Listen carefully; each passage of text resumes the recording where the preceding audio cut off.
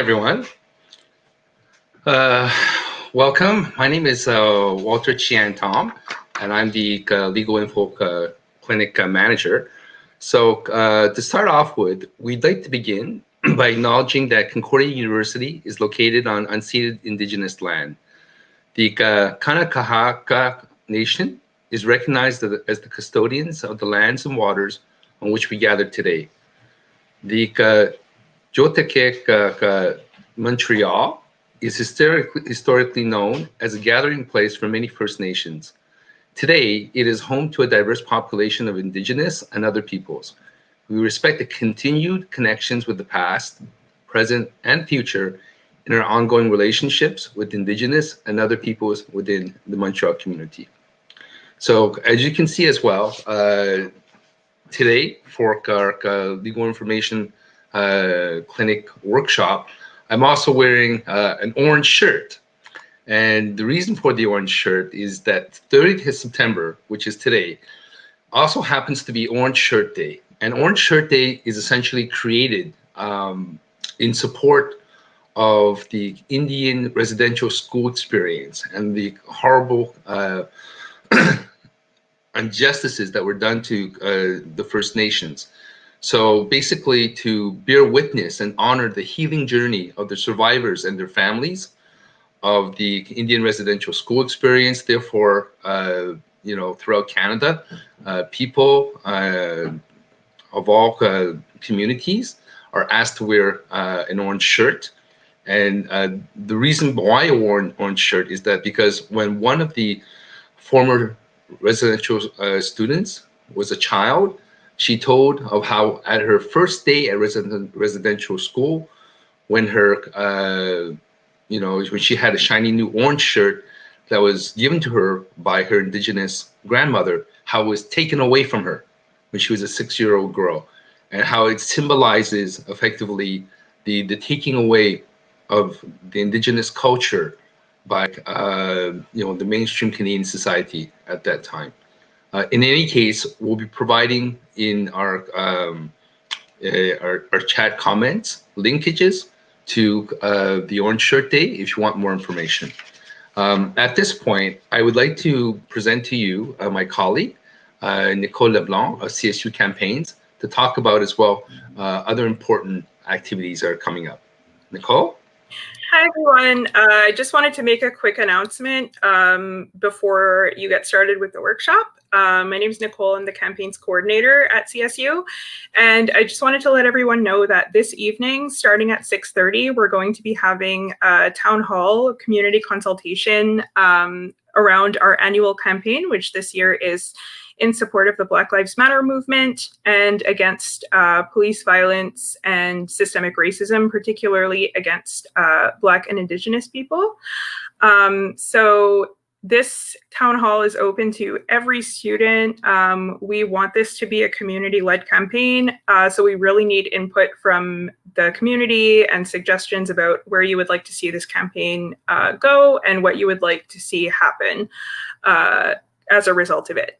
So essentially, this is open to everyone in the Concordia community, and I'm going to stick the link into the comments in the live stream. So we look forward to seeing everybody there this evening, and I'll pass it back to Walter. Thank you, Nicole. So essentially, the CSU Legal Information Clinic is a free service provided by the Concordia Student Union for undergraduate students. We do also assist with people that have recently graduated, and as well graduate students as well, with special collaboration with the GSA. We offer free legal information, not advice, however, especially in the areas of immigration, consumer advocacy, and discrimination, and any other domains of law. If you have any questions, you can always make an appointment to come and speak to one of our law students. Basically, we're open Monday to Friday from 1 to 5 by appointment only. And obviously, we're providing online services at this point. Okay.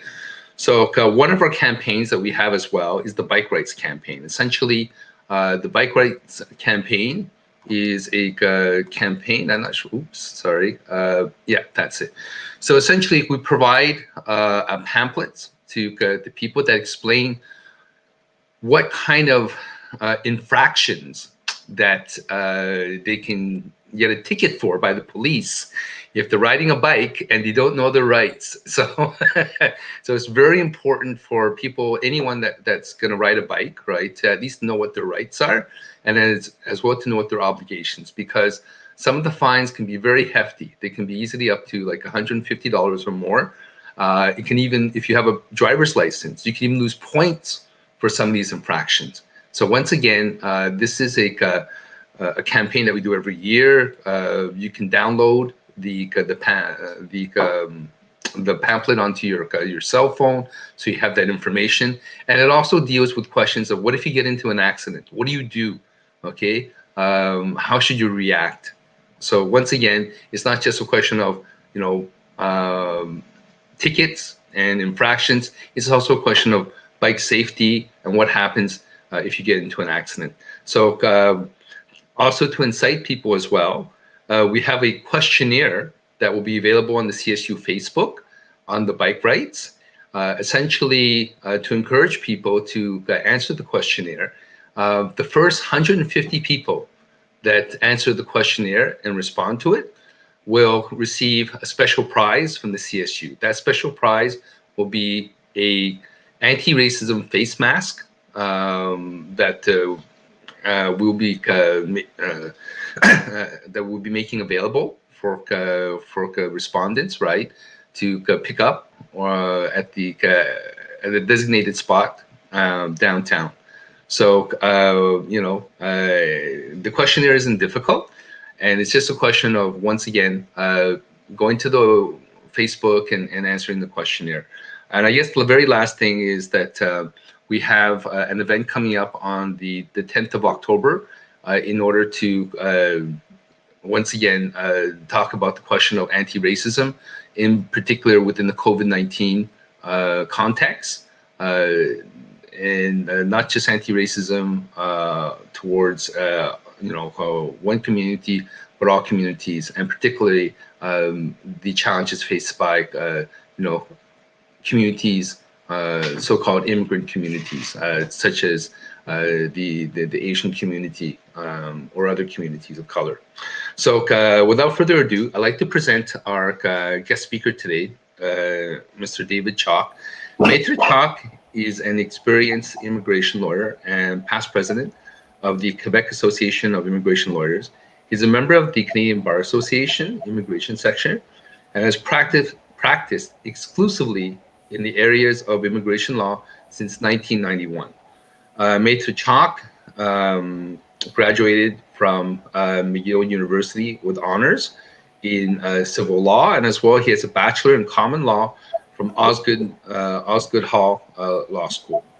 On behalf of the Quebec Immigration Association, he participates and has participated in major consultative forums of the governments of Canada and Quebec on questions of immigration policy and practice. Maître Chalk has been voted by his peers as really one of the leading immigration lawyers in all of Canada. We are extremely fortunate to have with us Maître Chalk. He's part as well of our legal network and helps to provide support to our law students. I'd like to present at this point Maître Chalk. And just one more thing, for any questions that you may have, right? Please save them for the end. And more importantly, is we have a comment section, and for any questions, right, write them in the comments, and then we will go through them. And I guess that's it for at this particular point. And I'll provide it over to Maître Chalk. Thank you, Walter. Very, very flattered. We have a PowerPoint that will be going along with this presentation. There it is. And whereas, the text is nice and big and easy to see here, there are points in this presentation where if you are following along on a little screen like a phone or maybe even an iPad, you might find things a little hard to read, so it might not be a bad moment to bop over to the biggest screen you have available to you. So what I'm going to try to do today is to give you the important information to know if you or someone you know is a graduate as a university graduate here in Quebec and are interested in moving on to becoming a permanent resident in Canada. So this overview shows the basically a flow chart of how you become a permanent resident, where you start from. And so what you'll see is we have in Canada separate streams for the skilled worker programs. Those are people who are sort of applying on the basis of having worked and having education and what we call human capital attributes.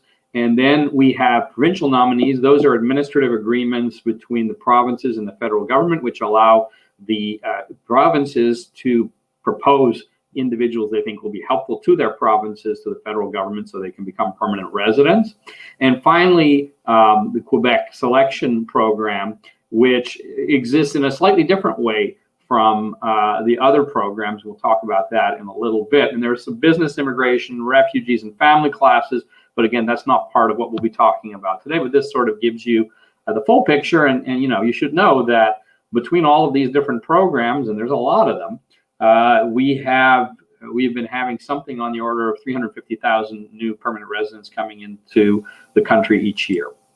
So the first program I'd like to talk about with you guys today is Express Entry. And Express Entry is a fancy name for getting your foot in the front door to be able to make an application in one of the federal skilled worker programs, or one of these programs. Again, we're not going to be really talking about provincial nominees because the provinces have their own programs.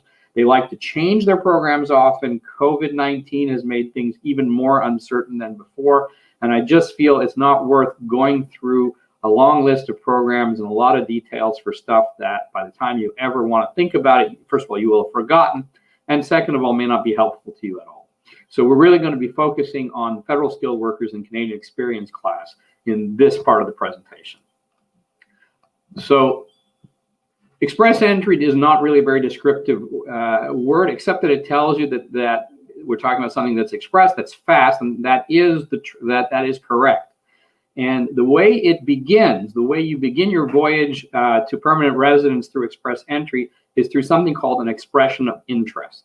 And that is a sort of question-answer online process where you disclose to the federal government through its website some of your basic attributes in terms of age, education, work experience in and out of Canada, that sort of thing. And it then tells you whether you are going to qualify in one of the programs, either Canadian Experience, Federal Skilled Worker, or Federal Skilled Trades. And if you do, then your profile enters a pool, the Express Entry pool. And then after going through one evaluation process, most of the Federal Skilled Trades and the Federal Skilled Workers both involve point assessment. You get another point assessment for what's called a ranking score, a CRS, comprehensive ranking score. And then you compete against the other individuals in the pool for an invitation. And we will look at that in some detail. So we'll see that only the top applicants in the pool, or the top persons, they're not applicants yet, they're top persons who having made an expression of interest, will be invited to apply. And the application is then done through an online process. And that will lead fairly quickly to a permanent resident visa. And that takes us back to the name Express. So Express is because this process, from the time that the person receives the invitation to the time they get an approval of their permanent resident visa, is supposed to take 6 months, or less. There are some basic admissibility criteria that you have to meet to get your foot in the door and to be able to pass the threshold from creating the profile itself to being allowed into the pool. And the program that's probably the most important for university graduates or college graduates in Quebec is the Canadian Experience class, and it has the merit of being fairly simple, comparatively simple, certainly simple compared to the Federal Skilled Worker program we'll look at soon. So the basic requirements, the baseline requirements, you don't have this, you can't get started with this process, is that the applicant has to have at least 12 months of continuous full-time skilled work experience in Canada with the proper work permit within the 3 years preceding the EOI, that's expression of interest. The work experience that they acquired as a full-time student or while they're self-employed, that's an important detail, is not accepted. And the skilled work, it will be accepted, by the way, we'll see later in federal skilled federal skilled worker program, so keep that in the back of your mind. And skilled work is defined as a job, the tasks for which are classified on the system that we use in Canada for this purpose, which is called the Canadian Occupational Classification, the NOC. And it's updated every 5 years. So we're now working on the 2016 version. There'll be another one next year. And it has to be either a managerial, professional, or technical job or skilled trade. So it's either skilled or semi-skilled, and it is something ordinarily that's going to require a certain level of training. Later we'll get to where you can look up the occupations to find out what level they fall on the skills matrix. And you have to, in order to qualify, you also have to meet minimum language requirements. So if you're trying to qualify with a managerial professional job, that's level 0 or A on the NOC, you have to have level 7, which is near fluency on the Canadian language benchmark. So you have to be able to carry on a conversation and read and write pretty well. On the other hand, if you are qualifying through a level B, a skilled trade, so let's say a welder or something like that, you can get away with level 5, which is, basic ability to communicate with perhaps some occasional, with not infrequent mistakes, let's say, but an ability to communicate all the same. So as I said before, just a little bit more in detail about the NOC. So some examples of skill level A and professional jobs would be jobs that require a university degree, for example, doctors, dentists, engineers, architects, computer programmers, etc. Level B would be technical jobs and skilled trades. Level 0, by the way, is management jobs, and there's double 0, which is high level management, but level, that's not ordinarily what we're dealing with recent university graduates. So technical jobs examples would be chefs, electricians, plumbers, administrative assistants, registered nurses, etc. Now, the jobs that no longer are qualifying are the skill level C jobs, which normally require high school or some job-specific training. Examples of this would be butchers, bartenders, dental assistants, retail salespersons, nurses' aides, etc. And level D, which is labor jobs, which only don't require particular levels of education, but do require sometimes some short-term on-the-job training. Examples: cleaning and maintenance staff, janitors, oil field workers, cashiers, etc. So what this means is that somebody who aspires to qualifying as a permanent resident and is interested in the federal program, and later we'll see also the Quebec program as it's presently constituted and about to be applied, has to think a little bit about what kind of a job they're going to take after graduation. So they may be interested in doing work, for example, as a barista, and they may have friends in that job, but they need to also bear in mind that the work permit they get after they graduate from university is time limited, and that job is not going to allow them to progress from an international status of being an international student to being a permanent resident, or at least not as easily as a higher skilled job would do. As mentioned, this is important. These are important minimum criteria, and now we're moving on to the Federal Skilled Workers Program. So this is, we're going to look at in a second the point scheme, but before you even get to the point scheme, to even be eligible for consideration of the program, you have to have, in the 3 years before you do your expression of interest, 1 year of continuous full-time or equivalent to full-time part-time. So full-time, by the way, is 30 hours of work per week. So if you're working 15 hours per week, that's like half a week for every week you work. Paid work experience, it has to be in the same managerial, professional, technical, or skilled job. So it has to be in the same occupation for 1 year, and it has to be continuous. And it can either be full-time or equivalent to full-time, but it's got to be continuous and in the same NOC occupation. So you could change jobs, as long as it is a job that is similar to the previous job, if you're using that job anyway to qualify for this part of the requirements. The second requirement is for the federal skilled workers program, it's necessary to have, to meet the language benchmark of 7, which again is that sort of near fluency level for all 4 skills in English or French. And it's important to emphasize that in Canada, those 2 languages are on an equal footing. So you can use either one, and you'll see later on that there are real serious benefits to having at least some mastery of the second of the 2 official languages. And also you have to have completed at least the equivalent, either Canadian secondary or the equivalent in another country. And again, there are services that do these equivalent studies. So it's not enough to say, for example, I know in the Philippines, at least until recently, perhaps still now, high school, you complete high school after 10 years of primary and secondary education.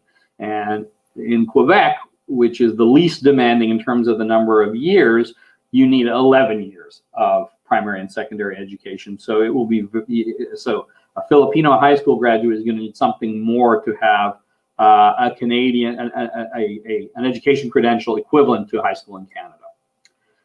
So once you have met those requirements, those baseline requirements before as to language, high school education or better, and that 1 year of continuous skilled work experience, then we can get into seeing whether you meet the point requirement as a federal skilled worker. And that requirement is 67 points out of a total of 100. And you can see how they break down on this slide. So the weighting goes heavily between your language skills and your education and your experience. Just those 3 words, that when we say experience, we're talking about work experience. Those 3 criteria together are 68 of the 70 of the 100 points. Enough, if you max out your points on those 3, actually enough to qualify in the category. There's some more for age, a job offer, and valid job offer in Canada. You'll see that more in a little bit, but just remember that's not just a letter from an employer saying they would be willing to give you a job. It involves going through a process that involves a labor market assessment to show that you're taking a job that would be otherwise difficult or impossible to fill in Canada with the available labor market. And also adaptability, we'll come back to that. That kind of looks at other factors that the government thinks will help a person succeed economically when they come to Canada. We also have, we'll just spend a little time talking about this because you might see some people who after they study go to work as chefs or cooks or butchers or bakers, things like that, or maybe get a job in one of the construction trades. Again, their language requirement is lower. Level 5 for speaking and listening and 4 for reading and writing will be enough to meet the minimum threshold. They need 2 years or more of full-time work experience or equivalent, again, part-time, in one of the professions listed by the government on a list for the Federal Skilled Trades Program. So not all level B trades are going to be eligible. You have to check on that list. And you also are going to need a valid job offer in your trade for at least 1 year or a certificate of qualification in the skilled trade issued by one of the provinces or territories. So let's see how, so a person who has 67 points, we won't go through all the boring stuff there, or that has the basic points for the federal skilled trades, how do they then get into the, and I should just say, for example, coming back here, for somebody who speaks fluently one of the official languages, has a university education, is under 36 years of age, that person, and has education in Canada, that person is normally going to meet the 67 points. So the usual scenario for a Canadian university graduate who has the additional work experience that's required is going to be, and they may have, by the way, unlike the Canadian experience class, which requires work experience in Canada, they might have had that work experience. Let's say they're a master's candidate and they studied in between the bachelor's and coming to Canada to do their master's. They can use that experience to get the points to qualify and get their 1 year. Although there are extra points for work experience or study in Canada. So they're not normally going to have a hard time getting those 67 points. And that's just to say, unless the person is well over 35 years old, the average university graduate in Canada, That's not going to be the challenge. This is. So this is the comprehensive ranking system. And this is where all the attention gets focused for most people who want to get through express entry. So these are the different factors that go into the ranking score. And there's an online tool, by the way, that makes it pretty easy once you understand how to assess yourself to figure out what your ranking score would work. But this is basically, this allows you sort of an overview of how the points are weighted. So you should also be aware that there is, the point system is a little bit different depending on whether you are applying as a single candidate or you're applying as part of a couple. And that's because the principal applicant is given in some cases fewer points for their human capital attributes, and there are also some points available for their spouse. So the spouse can actually help the application or else drag it down in some cases. And in some cases, what we do see is that where if the couple apply together, the ranking score is low enough that they're unlikely to get an invitation. We do see that the principal applicant may apply alone and choose to sponsor the spouse afterwards. Now, we have been told by immigration that that's an acceptable thing to do and that you don't really have to justify it, but that turns out not to be the case. What I've seen is in those few cases where that's happened, the person is being asked to justify. They're actually even being accused of making a misrepresentation. In one case I was working on by saying that the husband does not intend to accompany. So they want an explanation that is not that this is simply a point. This is simply a point calculation game as to why the second member of the couple is not included in the application. So just having a quick look at how the points are divvied up, you can see that we were existing in a 1,200 point universe in both, whether single or as a couple, and that half of the points in that universe are there for people who have a provincial nominee. Now, though for nomination rather. So though we're not talking about that today, it's sort of an automatic. If you've got your 600 points for that, it's unlikely that you are not going to get your invitation at some point. We'll talk a little bit further on about how the rounds of invitations, which come normally every 2 weeks, are working. But you'll also see that the human capital factors that I was talking about earlier, which are age, level of education, official language proficiency, and Canadian work experience, those are 500 out of the remaining 600. And then you've got something called skills transferability, where they look at essentially those same criteria, but in combinations, where they think that having that combination of, let's say, a high level of language proficiency and Canadian or foreign work experience is going to make the person better able to succeed in the Canadian labor market. So we'll look at how that breaks down in just a minute. So this is a table that shows you the different rounds. As I said, normally every 2 weeks or so, it hasn't been 100% reliable. The Government of Canada publishes on its website the information about the round that it is launching. So a round means they're sending out invitations to applicants who have made an expression of interest and are in the pool. So they were eligible for a program, and now they're being given an invitation. So this is important information for people who are interested in this program, because you have to know how likely or how unlikely you are to actually get an invitation, because otherwise the whole thing is pretty much a waste of time. So what you see here is they have had, if we look at May 13th, for example, they had a small round, only 529 invitations for PNP applicants, and that was sent out to people with a minimum ranking score of 718 points. So those are, that's the 600 plus 118, which is not all that many more. It's unlikely in that round if you were nominated by a province that you didn't get an invitation. But the very next day, they sent out a Canadian Experience class only set of applications. So this wasn't to federal skilled workers. Usually in the past, prior to COVID, the vast majority of rounds were for all categories. So they were going into the pool. They were taking everyone, federal skilled trades, provincial nominees, Canadian Experience class, federal skilled workers, and they were taking those with a particular score and higher, and sending them invitations. And the rounds, you'll see when it's a round that is a round that is either for CEC or all categories, it's substantially bigger than that 500 we got for the PNP. So this CEC round that's Canadian Experience Class round on the 14th of May, that was almost 3,400, and you needed a minimum CRS score of 447. Now, traditionally, you don't have all the scores from before COVID, but that's a pretty low, historically quite a low score. You can see it went down a little bit after that, and here's why. So during the period, especially early in COVID, when things were severely locked down and the government was really discouraging people from traveling over international borders, and the thought was, we don't know what our situation in Canada is going to be like in 6 months, and we don't want to start putting applications in process for people who are outside Canada that we're going to process, and then we're going to be in a situation where we are not going to finalize the application because we don't want them coming into Canada without housing, without jobs in the middle of a pandemic.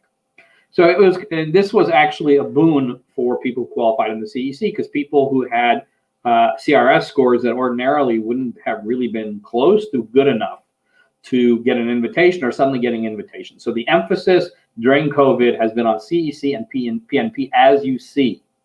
So between, for example, May 13th and July 8th, or June 25th, on July 8th, you see the first round where they're doing invitations to all categories, and you look at the score.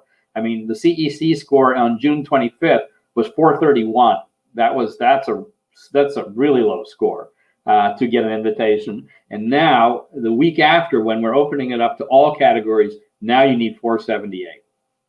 And even if you look at the PNP round on July 22nd, we've gone from 718 to down to 687. So that again is low. But if you look what's happening, because we're now drawing from all categories and things like that, that score is going up. And the last two draws on June, there'll be another one potential normally today, but the previous two rounds were all categories, and you needed either a 475 or a 472 CRS to get an invitation, and they were big rounds, 4,200. So there are two different ways to think about this. It may be that the people at IRCC are feeling more confident that in 6 months or so, it'll be okay for people from outside of the country to move to Canada. I think it's more likely that to get that highest score, whether you're applying in Canadian Experience or federal skilled trades, the likelihood is pretty good that you're already in Canada, that you're applying from in Canada, and you don't present the difficulties that they're trying to avoid. And I think that the other thing that they are wary of is the really good candidates who are outside Canada. They don't want to lose them out of frustration forever. So they figure, why not just send them an invitation? We'll work it out later on. But these are really good candidates, at least in terms of how they think about people, how it's expressed through the ranking system. Let's look at how you get points in the ranking system and how this works out. So what I've done here is I have sort of run through what I consider in my mind, based on a series of assumptions you see in the second column, how the average Canadian university graduate shortly after graduation is going to qualify or not qualify under CRS. So if they are aged between 20 and 29, they're maxing out their points. For a single applicant, that translates to 105 points, If they're married, 95, or have a common law partner.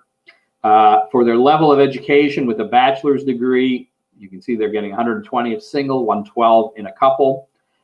If they have fluency in one of Canada's official languages, there's another bunch of points.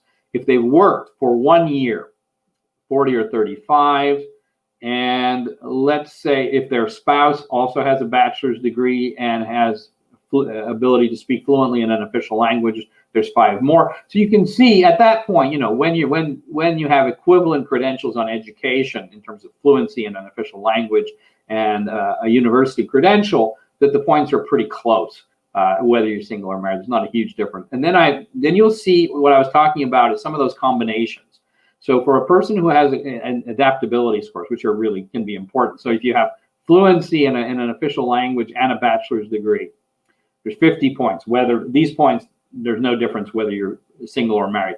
You'll see that a year of Canadian work experience and a bachelor's degree will get you 25 adaptability points. And for having a post-secondary education in Canada, another 30 points. So that calculates out to 404 for a single applicant, 400 for a couple. And as we saw just a second ago, that's not really close to being enough points to get an invitation. So you got to have something more. So what do you need? Well, here are the extra points that you can pick up. So there's a few points to be had, as many as 6, for having a basic ability to express yourself in and speak, read, write, etc. in the second official language, the one that you're not using as your first. So someone who's fluently bilingual is going to pick up some points here.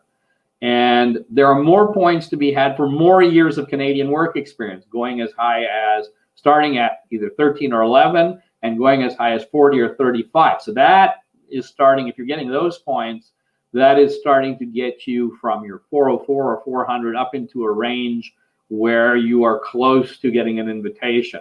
So there's some points year by year.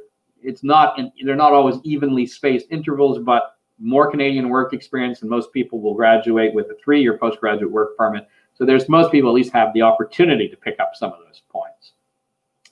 Then, for level of education, someone who has a second diploma, they may have got it in the country that they were in before coming to Canada, or they may after doing their bachelor's degree, let's say, go on to do a 1-year diploma or a master's or a PhD. That is going to get them, depending on the level, how much education that additional credential represents, somewhere between 8 and 30 points or somewhere between 7 and 28 points. And those of you who pay attention to these things may have noticed that setting up sort of vocational colleges, private vocational colleges in Canada has become a booming industry.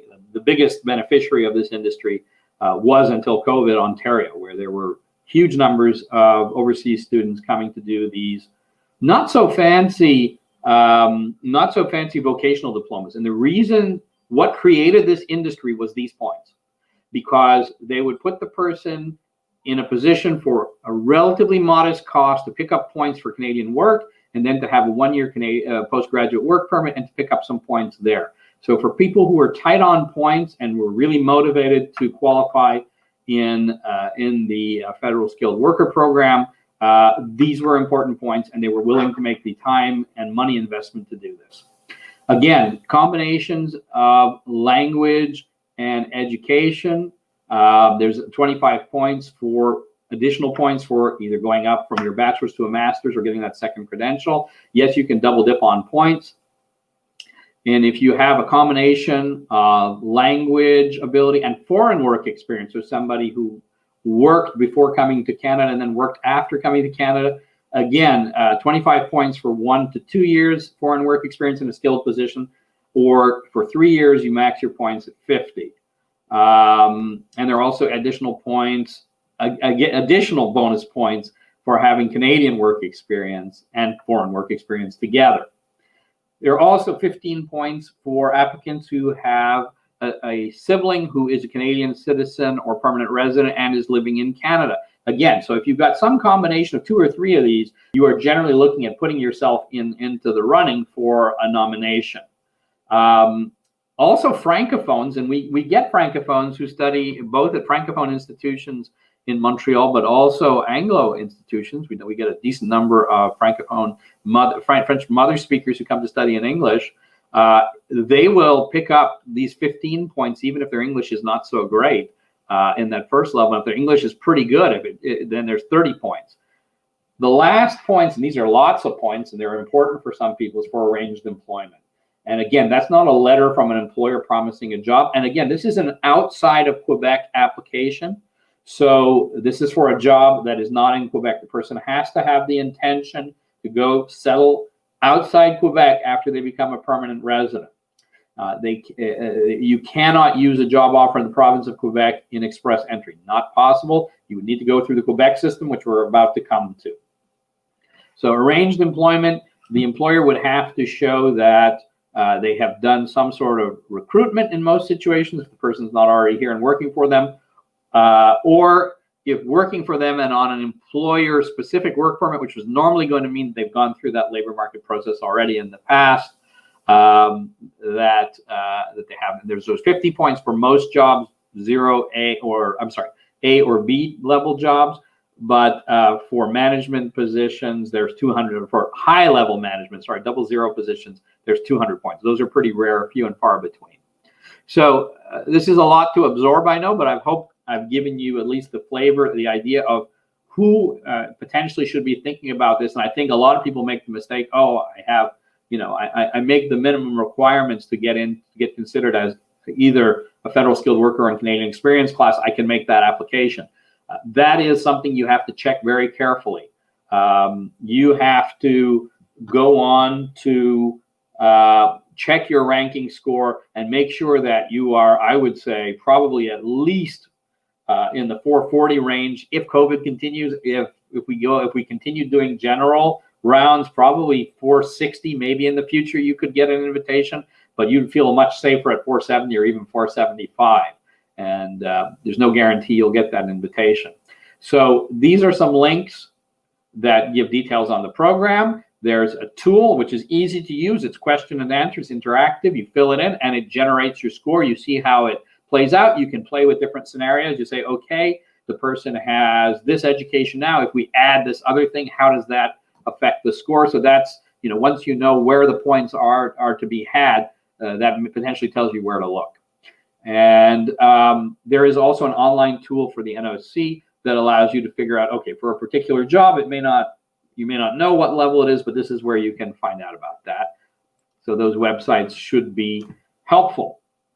So that's the federal program. And I actually, before I come on to the Quebec selection program, I do want to say one or two things about processing time. So as I mentioned earlier, the processing time for a federal skilled application or a CEC application, once you've responded to the application, so you do your expression of interest, you get your invitation, you have 2 months to respond to the invitation. That means you're uploading documents, you're entering questions. It's an all online process. And that's one of the reasons why it's continued to work during COVID, because officers are able to work from home on their computers on those applications because they exist in what's called the Global Case Management System, which is IRCC's database. So they have been able to continue basically on pace, at the normal pace, with that part of their application inventory. What has caused real difficulties for IRCC has been paper applications, and we'll talk about that in a sec, why that's presented challenges for Quebec applications. So there's a couple of real advantages if one is thinking about, well, which is more advantageous for a particular individual, one of the federal programs or the Quebec program. So one is how long it takes to process the application. 6 months once the application is submitted to process an express entry application, and that is a real, it's not always respected. When it's not respected, it's usually because of security check concerns, and the security check concerns more often involve people from certain countries, like unfortunately China and Iran, than other countries. But for the 80% of people who go through the process, they actually have their application processed in 6 months. The other thing is the cost. You just pay the federal permanent residence application cost, which has gone up recently. Actually, it went from $550 to $825. And in a Quebec application, you have to pay that amount, that application fee, plus the Quebec application fee, which is almost as high. So it's a more expensive application. The Quebec application, in addition to being more expensive right now, once you go through their process, which also takes right now, as things stand, pretty uniformly 6 months, is going to take you something like 2 years for the second part. So it's 2 years faster and half price to do the federal application. So those are potentially powerful reasons to prefer the federal streams to the Quebec applications. That said, let's dive into what a Quebec application involves, because someone who's been living and perhaps studying and then working here, well, their life may be here and they may want to stay here. And, for them, the trade-off in terms of the extra cost and the ability to stay in the province of Quebec after they become a permanent resident is a good trade-off. So Quebec is different from every other province in Canada in terms of having its provincial program, because its program was created by law and not just by sort of an administrative agreement. So Canada has actual legal obligations to Quebec and must respect its authority. And particularly for economic applications, Quebec first has to select the immigrant before they can apply for permanent residence. So you first deal with Quebec and then deal with permanent residence. And the government of Canada at that point is only looking to see if the person is inadmissible, meaning that they shouldn't be allowed to become a permanent resident because of a security, health, financial, or misrepresentation reason. And that rarely happens. Actually, the most common one that we see is where there are doubts about whether the person actually wants to stay in Quebec. And we see that in reverse too. We also see people who are questioned about their intention to reside outside Quebec if they've been studying and working here. So for Quebec, again, two applications instead of one and 2 fees instead of one.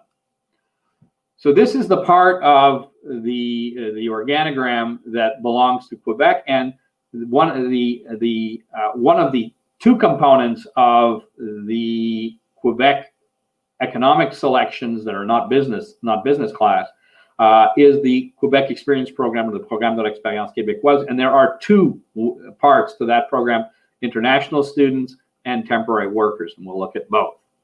The other one is skilled workers, and how that is going to work in the future, we'll talk about that a little bit. It's not 100% clear yet, but again, we're working within a universe that involves a point system, and again, under the current system called ARIMA, invitations. We'll come to that soon. So the program intends to bring in skilled workers, and a skilled worker is defined as someone who settles in Quebec to hold employment. The reason that is important is occasionally this happens. In fact, I had a call about it yesterday. If you're applying in this program, it is expected that you are not going to return to studies while your application is being processed, or at any time until you become a permanent resident. So folks who would be considering going back to school in that 2-3 year window after they complete their bachelor's degree, for example, need to think carefully about whether this is the right program for them. That's not a criteria in the federal program. It's not a problem so much.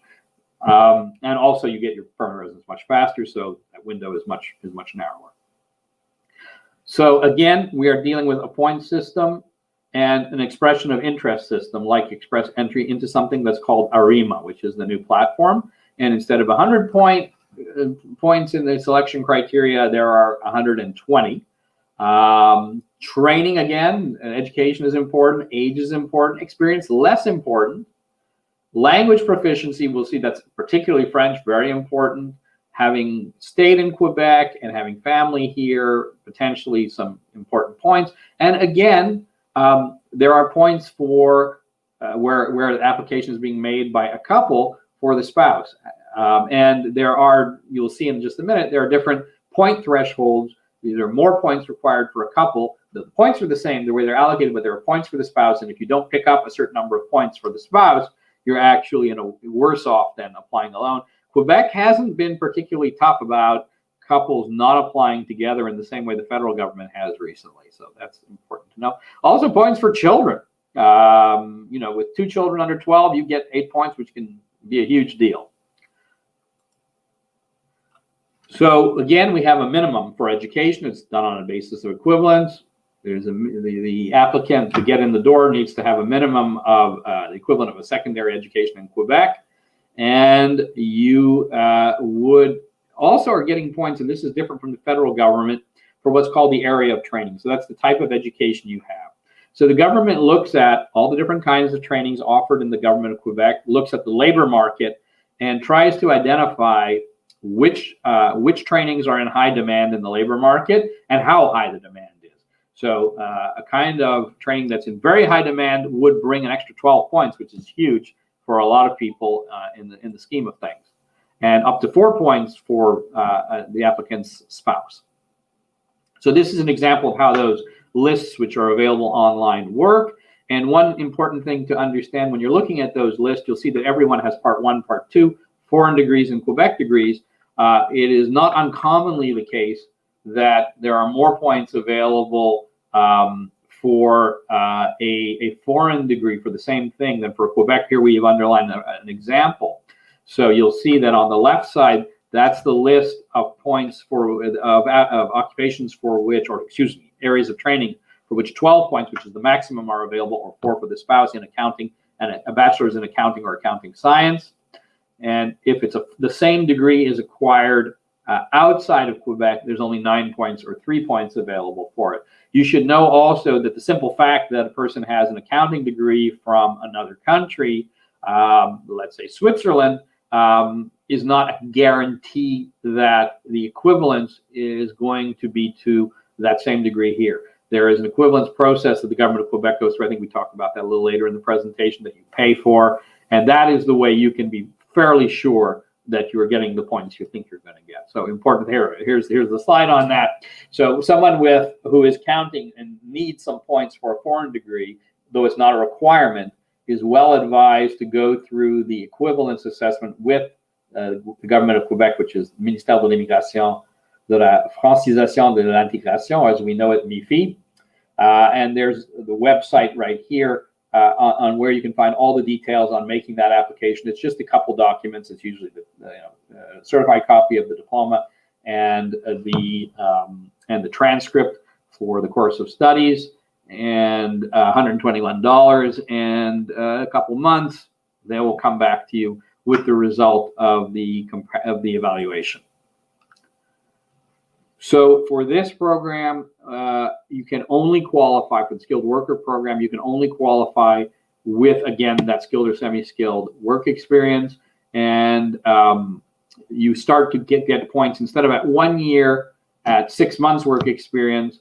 And there you hit the maximum number of points for work experience when you have acquired 4 years of work experience, 48 months. And remembering that there are not that many points in the system. It was a maximum of 8 points that you can pick up here.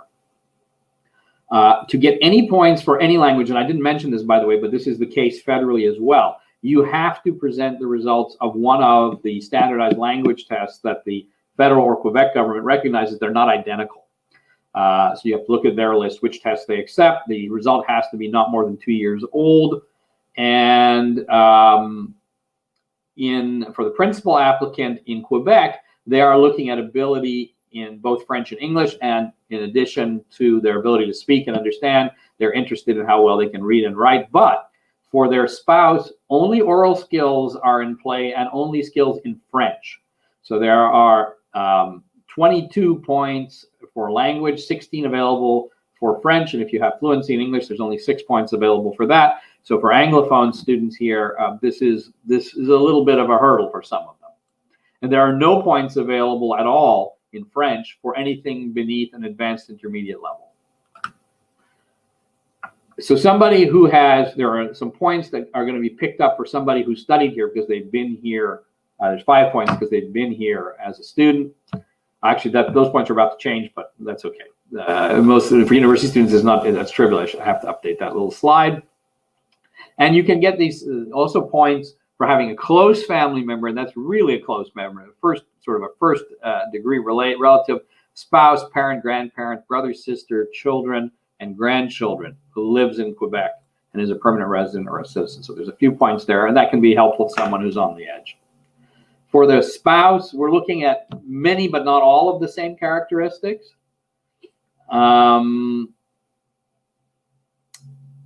Right. Whereas you saw in the other situation, you might in some situations penalize a single person. Here, that's not the case. In fact, it can be more difficult in some situations for married couples. A little bit of a benefit for married couples, and a little bit easier for married couples in the federal system than in the Quebec system than in the federal system, excuse me. And they do a mini evaluation. They only look at level of education with a maximum of 4 points, most people getting around 3. Area of education, again, a couple points there. Age is an important one. There are 3 easy points to pick up. And language proficiency in French could generate up to 6 points. Another requirement is that each applicant basically sign a contract with the government of Quebec promising that they will not, for the first 3 months after becoming a permanent resident in Quebec, take any welfare. And you have to at least sign a declaration. They don't actually, in general, require any concrete proof of this, but you have to sign a declaration saying that you will show up as a permanent resident, as an individual, for example, with at least $3,243. And there are tables for this. And just as an example, for a family of 2 this year with 1 child, that amount would be a little over $5,300. This is not a problem for most people, but there is a point associated with it. So then you go, when you're looking at the points, you have to looking at all of the factors except children and that 1 point for financial self-sufficiency. You have to have, for a single applicant, 43 points, and as an applicant with a spouse, 52 points, and add 7 to that on selection. So we're adding the points for children and financial self-sufficiency. For people who don't have children, we're only adding 1 point. So really, you have to pretty much make it to the final selection score on the first time through if you're going to be successful at all. Now, all of this is the table, and those of you who will receive the PowerPoint, you'll actually be able to read this. It's a little small, probably, in this PowerPoint. But this is an example that we did for how many points for a particular applicant. We created an example. So this is someone who has studied computer engineering in Quebec, so they're going to get some points for their first level university degree. That would be 10, and then with their 6 months, more than 6 months, but less than 2 years of work experience, they would pick up another 4 points. With their age in between 18 and 35, they will get the maximum points, which are 16. Having stayed in Quebec as a student, in language, language proficiency, we don't know, we don't have the test results yet, but having stayed in Quebec as a student, that is going to pick up for them 5 points. And we have hypothesized that they have no validated job offer and that the spouse has a bachelor's degree, no points for areas of training, which is not uncommon, is 18 to 35 years old and doesn't speak French, has no children.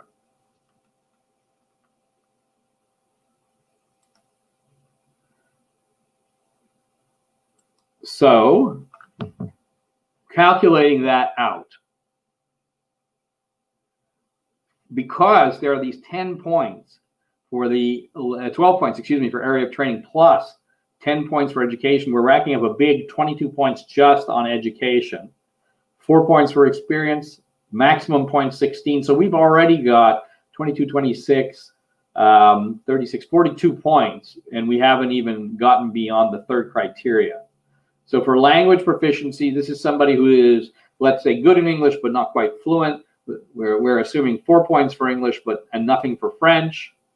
In Quebec, they've been a student, so they're getting those points.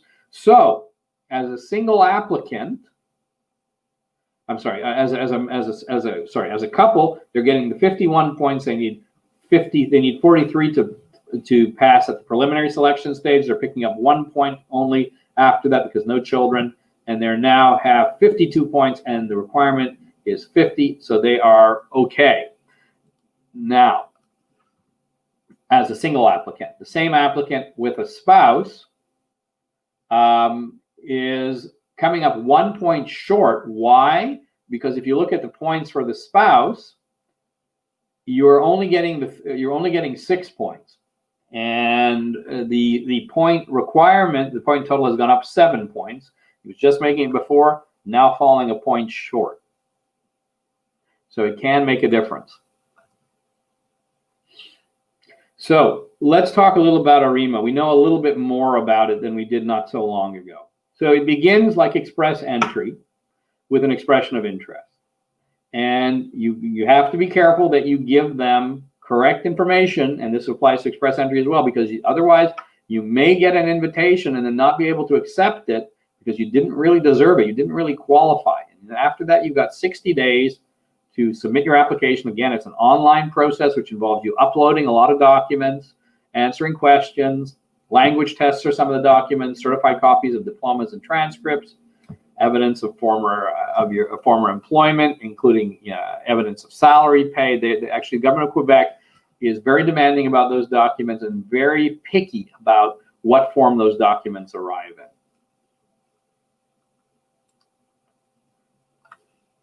So, sorry, we're not ready to go to the PEQ. So what we have seen now is this. There have been, ARIMA has existed for well over a year now, but it's barely been used. Initially, it was used only for people who had applied in the old system and then were kicked out under Law 9. That was a law that basically stopped a bunch of applications that had been in process, some for years. But those people were guaranteed, if they were in Quebec at least, or had been in Quebec, if they submitted a profile in ARIMA, that they would be allowed to make an application. And after that, they would be selected if they met the point requirements. Okay, but what about everybody else? Is it enough to meet the point requirements? Probably not. It is a requirement that you do meet the point requirements. But the initial invitations we have been seeing were going out essentially only to, I just noticed on the slide we use the word truthful, which is not a good word. It should be truthful. Apologies. It was only going out to people who had validated job offers. So actually getting a validated job offer in Quebec is not so bad, because if the person is working at that job, then the employer doesn't have to demonstrate that they have tried to recruit other people for that job and they're not available. So that makes it a much easier process. It's not particularly expensive. I don't remember the dollar amount. The forms are not too bad. It takes a little time, but actually if someone living and working here to get a validated job offer in a skilled job with a minimally committed employer, not that bad. And it gets you some points and it gets you an invitation in most cases. Recently, we know that some people who didn't have validated job offers did get invitations, but we don't know why yet. We hope one day to know this. The government has the ability to choose people for invitations based on a variety of criteria, which includes their particular occupation or training, where they intend to settle in Quebec, and other combinations of factors. We are very curious to know why those people who didn't have validated job offers got invitations, but that's not known yet. All right, how are we doing on time? Not too bad. We're at the 1 hour mark. We'll get through the PEQ, I think, okay. So the PEQ, the beauty of the PEQ is it's actually much, much simpler than the Quebec Skilled Worker or the Federal Skilled Worker Program, or even the Canadian Experience Program, where it has been simpler. That's about to change a bit, but it has some simplicity is one of its main virtues. So one requirement, which is non-negotiable, is to be able to demonstrate that the person has an advanced intermediate command of oral French. They're not talking about ability to write and read, but to speak and understand oral spoken French. And this has either been working full-time for at least 1 year, and that's in the current system. Sorry, because I've gotten a bit mixed up. It was 0A or B, and then it wasn't. Then it was any level, which is what it is today. But next year, and we'll talk about this in another slide, it will be going to, again, back to 0A and B, because that's not complicated enough. And that 1 year, if you're qualifying as a worker, is going to go to 2 years. And you have completed studies of a certain kind. We'll talk about that a little bit in the province of Quebec. So the initial premise of the PEQ, when it was announced in 2010, the then premier said the idea was you would get your diploma and then you would get your selection certificate. That is, if you were a francophone or already spoke some decent French at the time. So what are the merits of the PEQ? And the biggest benefit of the PEQ is certainty. A bird in the hand, as the expression goes, is worth two in the bush. And this is the one program that we're going to talk about this afternoon, where if you qualify, you can apply. You don't go into a pool and compete with other applicants. You apply. You don't wait for an invitation. You fill in forms in the old-fashioned way, and you send in your application with your fee, and your application gets processed. The processing time for PEQ applications used to be 4 weeks, 20 working days, now up to 6 months, but not the end of the world. That's not the worst part of the process. And the documents that are required are pretty straightforward and usually easy to get your hands on. And one other advantage is, even though that processing time is long, so people say, well, you know, maybe by the time my French is good enough to qualify for the PEQ, it's already been, 2 or maybe even close to 3 years since I completed my university degree, and my postgraduate work permit is going to expire. So the good news for those people is that they can get a new 2-year work permit under an exemption called A75, as long as they have a job offer and their employer goes through a pretty simple online process and pays a relatively small fee. So it's not that hard for that person who gets their Quebec selection certificate relatively long time after they graduated from university to remain and work in Canada until they get their permanent residence. So who qualifies? There are some boring basic requirements, but it's important to go through them. Okay, you have to have the intention of settling in Quebec. It's the in Quebec part to hold a job. You have to have lived here. This is for the temporary foreign workers part, with the primary goal of working.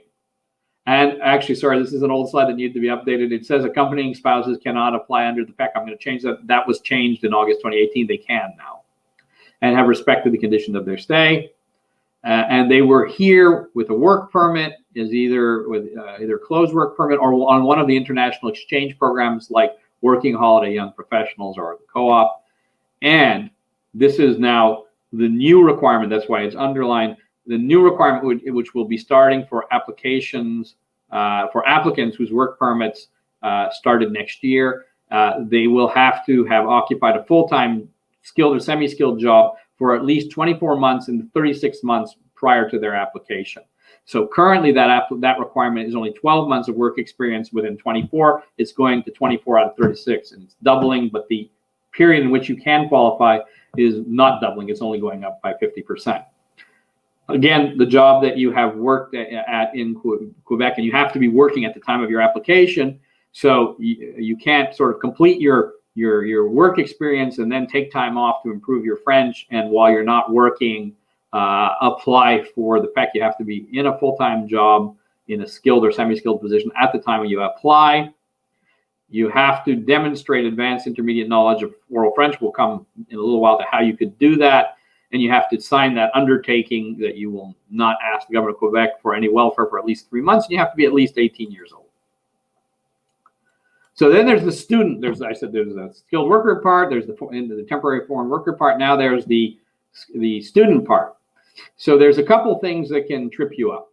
One is that you have studied here, you've lived and studied here, and you have not been here with a scholarship that has as a condition to return to the country of origin. They've been a little inconsistent in enforcing that, but it is a requirement. It's important to know that. You have to have the intention of settling here to hold a job, meaning you can't have the intention to go back to studies. And you have to have lived in Quebec for at least half of the duration of the study program. Now, during COVID, this is more important than it used to be. So people who maybe did some semesters, a semester or an entire year online, then came here, they may have to think twice before they take up an opportunity to do an exchange program outside of Quebec, whether it's in another province of Canada or outside Canada. And then the students have to have an eligible Quebec diploma, meaning it was issued in Quebec for studies here, and it has to have been for studies of a particular level and duration.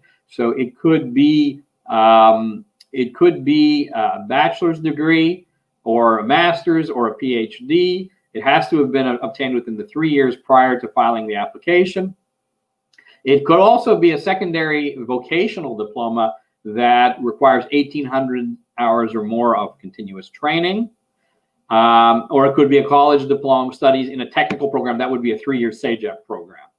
Now, the new requirement, which will come into force for applications submitted starting in January 2021, will be that in addition to the diploma, as it stands today, and for any applicant filed until the end of this year, it's the old requirement. If you've completed your studies, you don't have to have work experience. But starting in January 2021, if you file the same application, you will have to have at least 12 months in Quebec with a skilled or semi-skilled position, or if you did your studies in a DEP, professional secondary studies, you need a further 6 months. That's 18 months of work experience at a level C occupation, and that level C occupation has to relate to what you were studying in Quebec.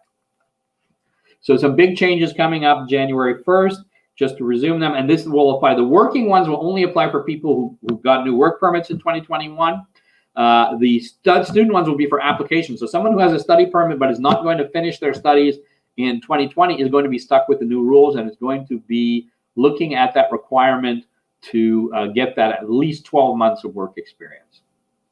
So again, as in the other programs, the student has to basically promise Quebec, won't take any welfare for 3 months after I become a permanent resident, be 18 years old, and also be legally in status in Quebec when they submit their application. Now, we mentioned before, and this applies equally to applicants in the temporary foreign worker part of the PEQ.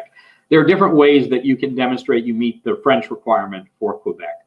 You have to have either studied in Quebec, the program that you're using to qualify as a student has to have been in French, or you took a standardized test. We have 4 of them in Quebec: the TEFAC, the TTEF, the DELF, the TCF. Actually, that's more than 4 now. There are a bunch. There are a list online on the Government of Quebec's website. Or, and this is unusual, I've never seen it myself, you have a certificate from either the doctor, the Order of Doctors, or the Bar of Quebec, or let's say the engineers, Order of Engineers of Quebec, saying that you had met that professional order's language requirements, or you had studied in another country at least 3 years full-time in French, and that means only in French. Or you completed an intermediate French level course that's designated by Quebec in Quebec, but that option is going away at the end of this year. That's one that's caused lots of trouble. So that's why we have the little skull and crossbones there, because that one has been trouble. So actually, this one has become a little more complicated, because what was happening in the past and what is still happening now is that people who, and they are allowed to do this, submit their applications in the PEQ showing that they have, as the basis for showing that they have the required level of French, that they passed a French course that's designated, are often being sent to an interview with a French teacher, essentially designated by the Quebec immigration authorities. And they're being reassessed.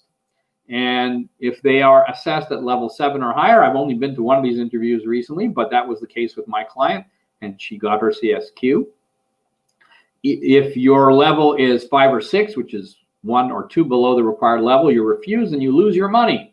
Your application is refused, and you're not given back your fee, even though at the time you applied, you didn't know that was what was going to happen. And if you are at level 4 or below, there is a presumption that you knew or should have known that your level was not good enough, and you are potentially banned for 5 years from making any more applications to Quebec immigration. This is actually happening. So if you have the choice, it's better not to submit a PEQ application with the transcript of one of these courses, because you may be subjected to one of these interviews and it may not go well. In fact, it may even be pretty catastrophic.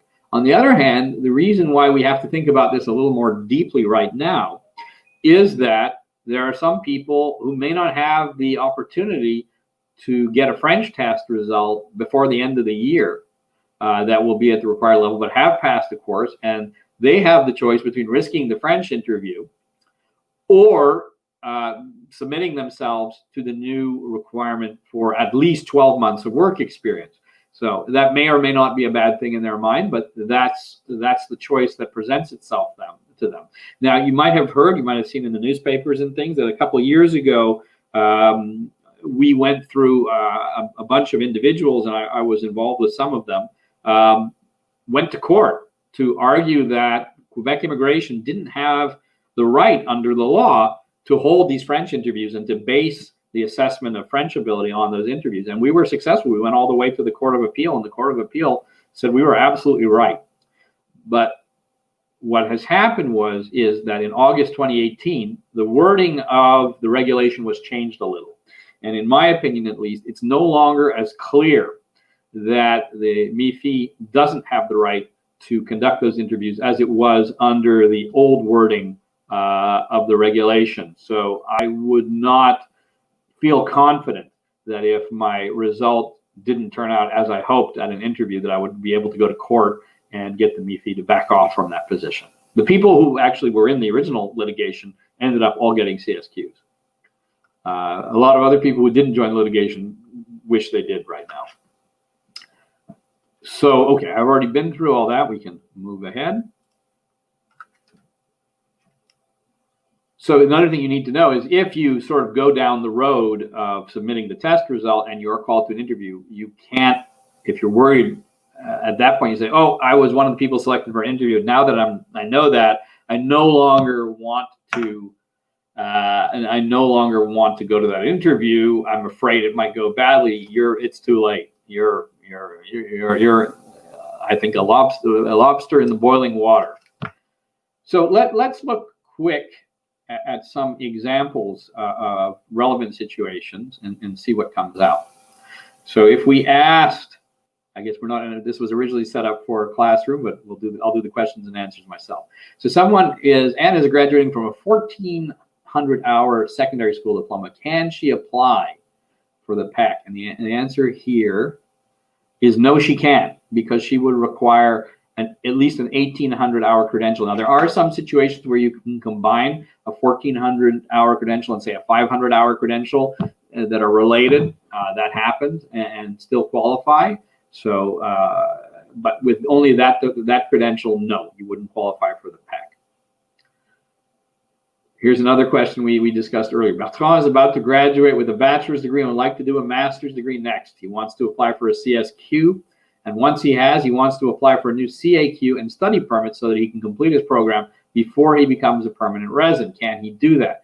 The answer is no. They'll refuse it and take away his money, or they'll ask him to withdraw his application for a CAQ, because during the entire process of waiting for your CSQ and then waiting for your permanent residence, you cannot return to studies in Quebec. You could go to studies outside Quebec in Canada or another country. That's possible, but you cannot study in Quebec. Third example, Charlotte's 25, graduated 2.5 years ago from a bachelor's degree in French at the Université de Montréal. She had a CAQ and a study permit during her studies and lived in Quebec the entire time. Part of her program should be English classes. She has since held a postgraduate work permit and held a job at level C of the NOC for 6 months. She decided she wanted to stay in Quebec. What can she do? So I think we have the analysis. Oh, here's the answer.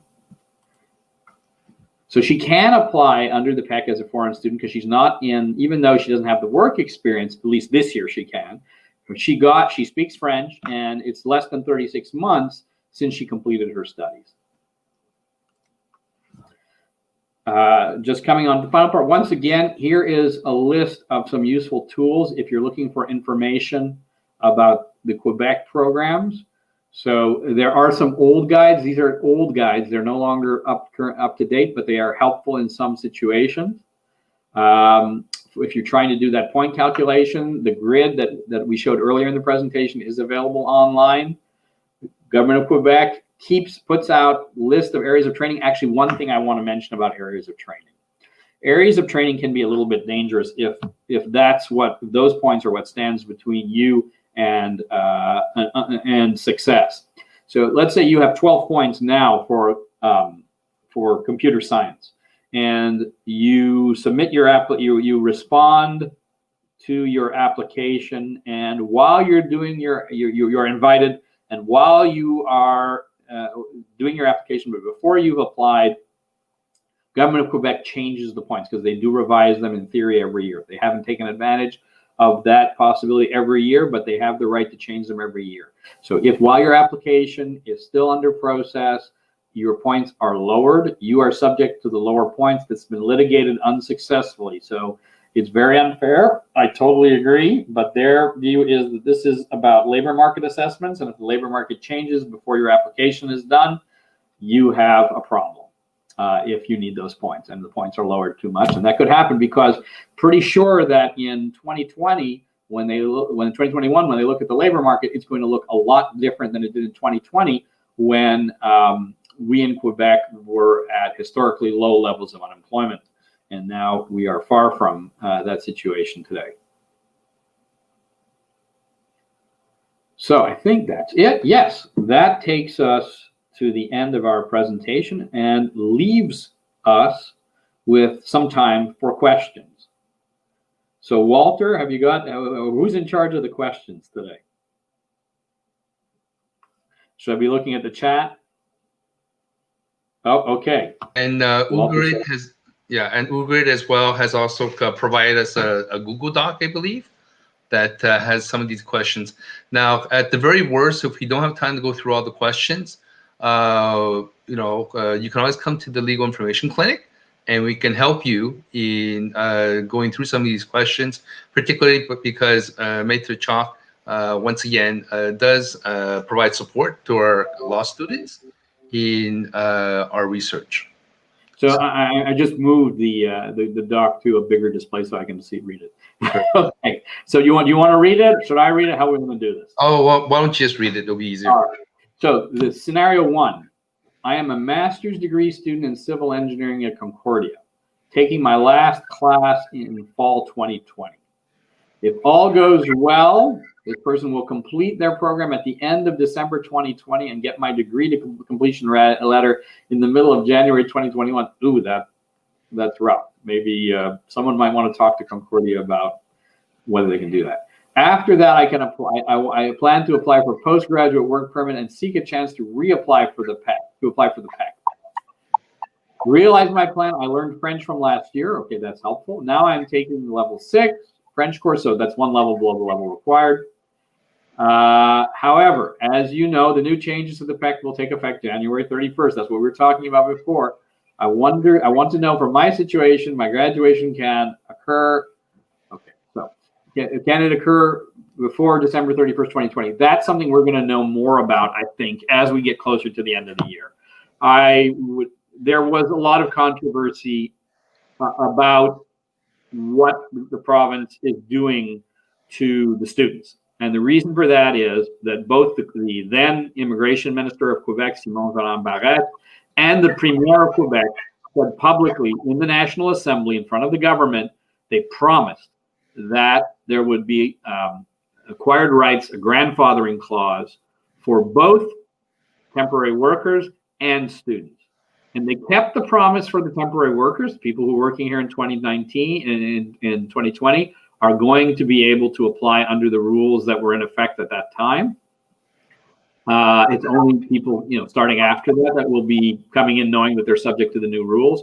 But for the students, they gave them only until the end of the year to submit their applications. And you need, for your application to be complete, theoretically, you need to give either your diploma or a letter from the university stating you have met all the requirements of your degree. So there are different ways that could handle that. Maybe there's some way for your professors to get in the results early. I don't know. I also think that we're going to have to work very hard on the government of Quebec because they know that happens to the end of the year falls exactly right before when all the students who are finishing their degrees and diplomas in December would normally get the documents that they need to give to Quebec to have that complete application. So all I'm going to say in the answer to your question is keep posted. It's going to be a little tricky for you to get in under the wire to apply under the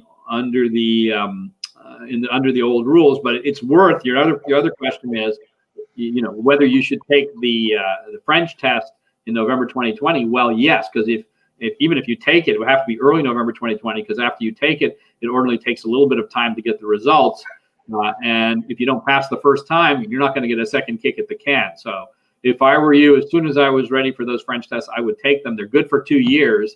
So even if you can't use them now and have to wait to work for a year, they'll still be helpful to you. And if you end up being interested in a federal program, it's a great idea. Obviously, whoever wrote this question speaks pretty good English. It's a great idea to take one of the French tests that's recognized by the federal government, because as I said, they don't recognize all the Quebec government's tests. And that can really help you to generate some points for express entry that you might need. So yeah, I think that the French tests are a good way to spend your time and energy as soon as possible. And stay tuned for whether you'll be able to submit something in December or whether they'll give us an extension in order to have time to receive the results of your master's program. So coming to the second question, in the event description, it was mentioned that, however, under the new PEQ rules, only international students who have successfully obtained their diplomas from Quebec, provide certified proof of their advanced intermediate level of oral French and their CSQ applications before December 31st, 2020 will be exempt from the new changes. You could not find the information. Well, we can make that available. I mean, we have the, we have the bill that was adopted, or the law that was to modify the regulation that was adopted. The government of Quebec has done very funny things with this because they've already they're already making available only the new form, the forms that correspond to the new rules, even though the new rules aren't yet enforced, which makes it very weird to do an application in 2020. But you can, I haven't checked their website to see it's there, but take our word for it. That's the law. The regulation, the bill to modify the regulation was passed. Actually, the other thing, sorry, that we didn't mention, and this is, I didn't mention, or I think I breezed by it, is there's another, I breezed by it because it's a non-issue for most people. So there's a new requirement for the PEQ that you also, and also for the other Quebec program, the skilled worker program, that you pass a Quebec values test. I am unaware until now of anyone who hasn't passed the test. It seems to be not, the number of questions isn't that high. They give you lots of time. It's open book. It's online. It hasn't been a problem for people until now. It was mostly put in there, it seems, to put in to keep an election promise that this provincial government made, more than to really screen out any applicants. But the other change that's coming that is important to bear in mind, and this isn't coming until 2022, is there's going to be a French language requirement for the spouse when people are applying as a couple. And the second spouse under that provision will have to have sort of a low intermediate level, not as high as the main applicant, but will have to have a decent level of French. We don't know the answer to the question as to whether there will be a requirement where someone is married or in a common law relationship to include their partner if their partner is not yet at the level needed to qualify for French. But that's something to bear in mind. If you're thinking of putting off an application in the PEQ until 2022 or later, be aware that if you have a spouse or common law partner, they need to think about their French as well. Okay, so I'm going to proceed to other questions in the comments, right? Sure. First question in the comment, I am a student of advanced intermediate level in Immigration Quebec French course. After passing this course, I will get a certificate. Can I apply to PEQ with the certificate?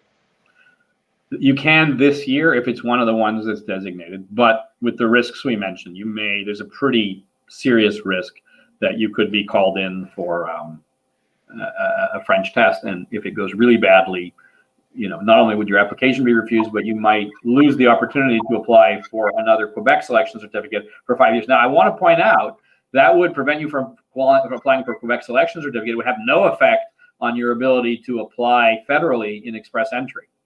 Mm-hmm. Okay. So, if your backup plan is to do express entry, it might be worth it to roll the dice. Yeah.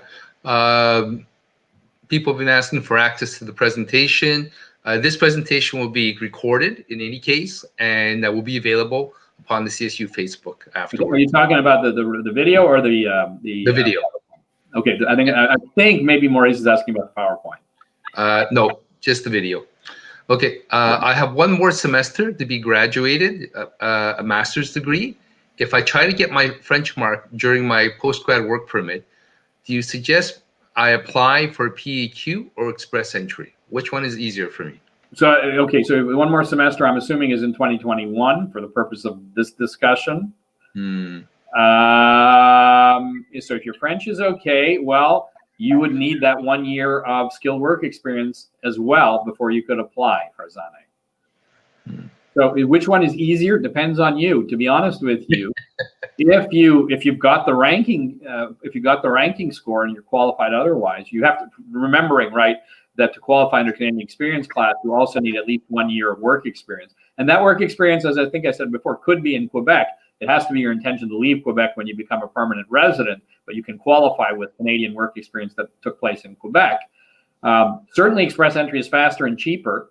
Whether that works well for you or not is depends on personal factors. Okay, next one. Is obtaining university diploma before the end of 2020 enough to be considered by the regulations established before July 22nd, or should we also obtain French proficiency before the end of 2020? Right, you need both. Yeah, you need both. Yeah. You have to make the application, and to make the application, you need the confirmation of completion of your course of study, and you also need your French results. Okay. Hello, I am covering the event. Okay, well, basically, they want to talk to you afterwards. Okay. All right, Evan, we'll take this offline. Okay. Once I submit my application for a study permit from outside Canada, am I obligated to remain outside Canada for any reason? That's an interesting question. So, no, you're not obligated to. Certainly, you might have an interesting reception from a Canada Border Services officer if you arrive as just an ordinary visitor and they see you have a study permit that doesn't yet have a decision underway, and particularly if they had reasons to think that study permit application might not be successful, it might not work. And also, under the COVID travel rules, it is awfully hard to get into Canada even with a study permit. Without a study permit, you may not be getting in it. You may not even be getting on a plane if that's how you're planning to travel. Okay. This person has posted several questions. I think we'll do one more of his questions, and the other ones we'll deal with just to give other people. I think let's say we'll deal with this question. Okay. Yeah, he's an American. It appears. Would I have an implied ability to continue working after I graduate, but before I actually receive my study permit? That's an interesting question. So it's not implied status. What it is that after you complete your studies, you're not allowed to work at all on your study permit, but you can start working immediately as soon as you submit your study permit application. It's as if your postgraduate work permit had started as soon as you submit your postgraduate work permit application. Okay.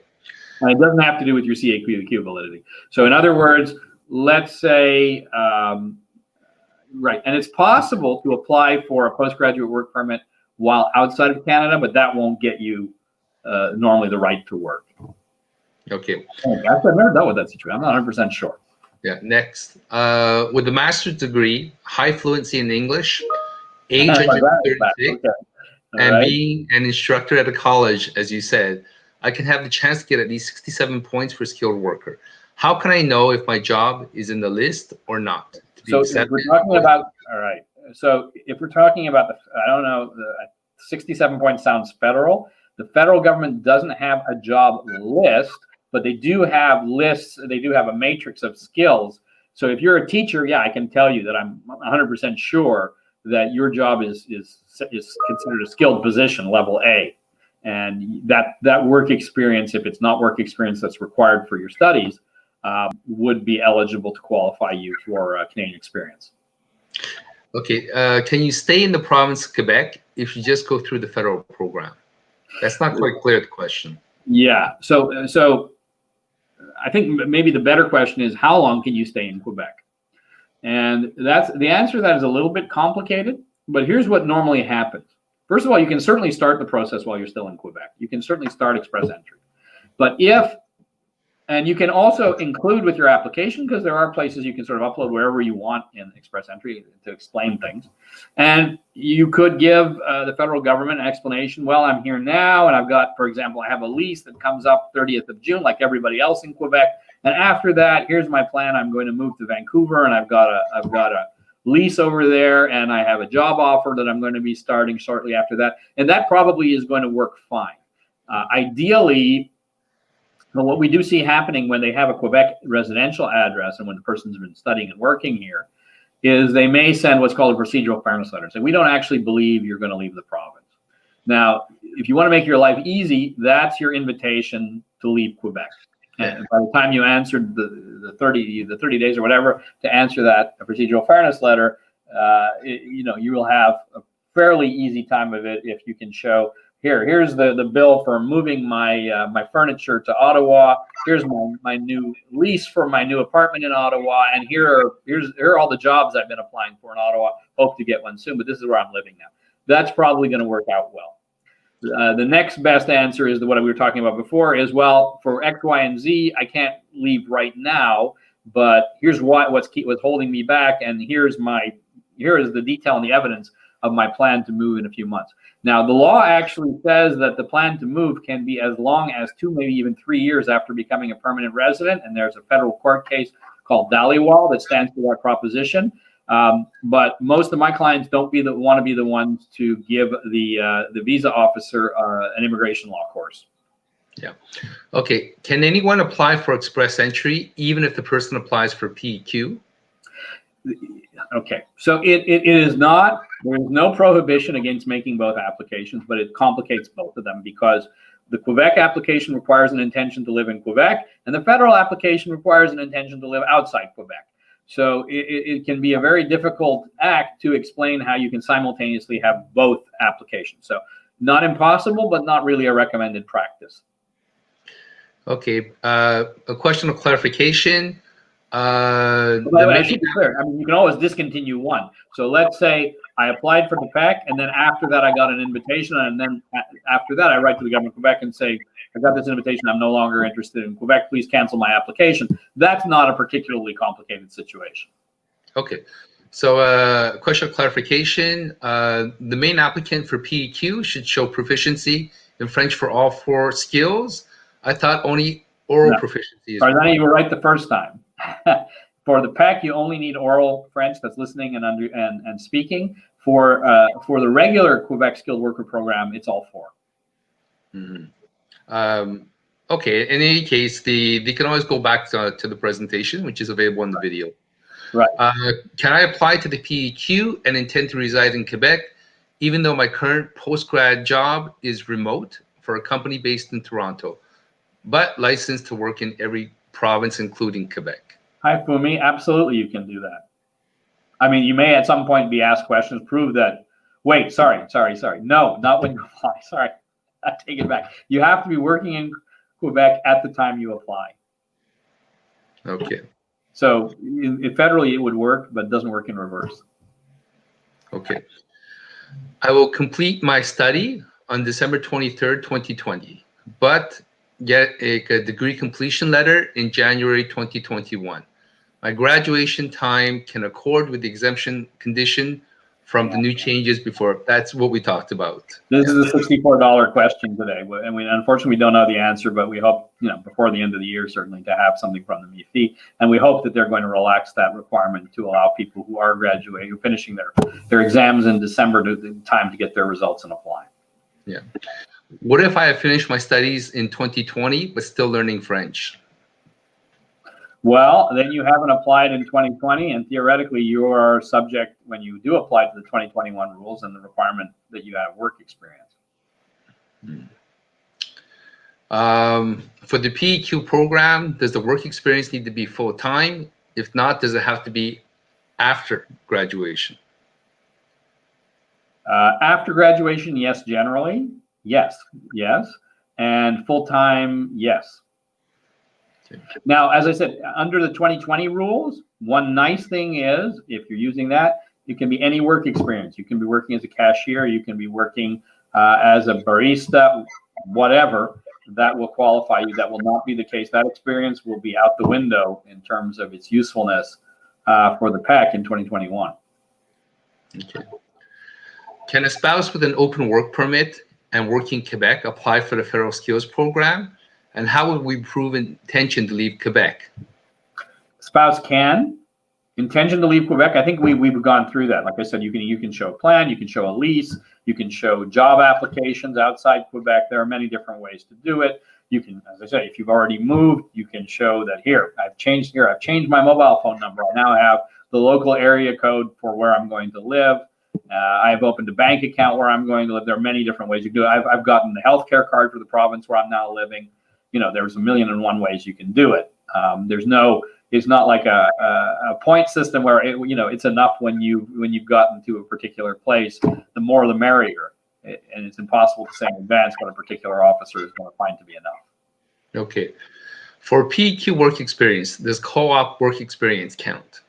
No, not if it's a requirement for your degree, and co-op work experience, in my understanding, is always a requirement for a degree. Can the work experience 12 months required by the new rules of the PEQ be obtained outside Quebec? For instance, in Ontario? Nope. Doesn't matter which province, in Canada, out of Canada, nope, in Quebec. Okay. I'm finishing my studies in December 2020, and my study permit expires on 31st of December 2020. Now, if I don't receive my documents from university for postgrad work permit or PEQ, what should I do? Keep user status. Keep following. I hope we'll have an update. As I said, we will certainly be after MIFI to give us answers on that. That's the big question today. What do rules mean for someone who is an international student applying for a study permit extension in 2021, but has taken multiple part-time semesters because of extremely unfortunate circumstances? Okay, that's a tricky question, because one of the requirements is that you have to have abided by the terms of your CAQ, one of which is to study full-time. So when assuming that when you're applying for the study permit extension, that is when you're going to have to extend your CAQ. You're going to have to explain, what were those extreme unforeseen circumstances that prevented you from being a full-time student. And pretty much, I think you're okay. You should be okay if they issue you the new CAQ and they find your explanations to be satisfactory. But Brian, I would throw everything I had at the government of Quebec when I'm applying for that new CAQ, and also on my new study permit, in terms of justifying the reduction in my course load when I fell to below a full-time status. Don't take that lightly at all. Give them whatever medical or other documents or whatever, give them documents as much as you can to back up what you have to say. Okay. And explain. Okay, so one of the requirements for the PEQ is 12 months of work experience. Does this also mean that even if you graduated in 2020, you are not eligible for the OPEQ program if you do not have 12 months of work? Sorry, Walter, can you give me that one again? I missed something, I think. Yeah. One of the requirements of the PEQ is 12 months of experience. Okay. Right. I think they were referring to the new rules. This also means that even if you graduated in 2020, you're not eligible for the OPEQ program if you do not have 12 months of work. The person's. I think that's confusing, because you are eligible if you graduated and you have the proof of your French language ability, and you apply in 2021, you're subject to the old rules, so you don't have to work after graduating. Yeah, and once again, when we talk about the PEQ, there is the PEQ student program, and then there's the PEQ temporary foreign worker program. So that's something that's important to remember. So somebody who's on a postgraduate work permit and started on that in 2020, instead of having to do the 2 years of work experience at a skilled level, will be able to get by with 1 year of work experience at any level. So that person, if the job that they ended up finding was level C or level D, is not going to have the same problem as a person who only got their work permit in 2021. Yeah. Which, by the way, is potentially, if you don't, for example, if you don't have your French, there's a fuzzy issue. So the fuzzy issue is, I was talking before that a person has the right to work as a postgraduate from the time they complete their studies and send in the postgraduate work permit application. So let's imagine somebody who does that and who sends in their work permit application in 2020 but doesn't get the work permit until 2021. There's a good argument, the way the transitory wording on the regulation says, had the right to work in Quebec. They have the right to work that when they make that application for the postgraduate work permit, whether they're working or not. So the concrete effect of this is, let's say I get my letter from Concordia saying I meet all the requirements of my bachelor's degree on December 29th. So if I file my application, if I've been ready for this, and I file my application online for my postgraduate work permit on December 29th or December 2030, I definitely have, I think, a strong argument to say I need that only 1 year of work experience to qualify, not 2. and that work experience can be at any level. So as postgraduate, if I'm trying to apply as a student, I need skilled or semi-skilled, 12 months of skilled or semi-skilled. So it's a more liberal regime if I have the right to work sometime before the end of 2020. So if you are in that position and you're thinking that you're going to get your final results, the very, very tail end of 2020, you would be well advised to have your electronic application ready to go with everything except that letter from the university saying you had met all the requirements. To be honest, actually, I'm just thinking about this too.